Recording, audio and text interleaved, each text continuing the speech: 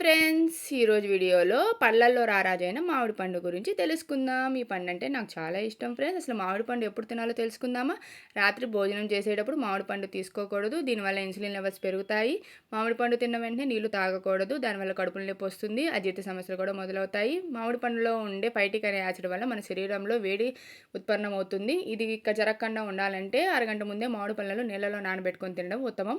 మామిడి పళ్ళల్లో ఉండే యాంటీ ఆక్సిడెంట్లు beta carotene and vitamin C అనే పోషకాల వల్ల మనం రోగనిరోధక వ్యక్తి బాగా పనిచేసి అనేక వ్యాధుల నుంచి మనల్ని మనం రక్షించుకోవచ్చు. మామిడి పండ్లలో ఉండే పాలీఫినాల్స్ అనే కణాలు క్యాన్సర్ కణాల పెరుగుదలను కూడా నిరోధిస్తాయి. మామిడి పండ్లలో ఫైబర్ కంటెంట్ ఎక్కువగా ఉంటుంది. దీనివల్ల జీర్ణక్రియ అనేది మెరుగుపడుతుంది. మామిడి పండ్లలో ఉండే ఫ్రక్టోజ్ అనే పదార్థం వల్ల షుగర్ లెవెల్స్ అనేవి బాగా పెరుగుతాయి. అందుకే షుగర్ ఉన్న వాళ్ళు ఈ మామిడి పండ్లు తీసుకోదు.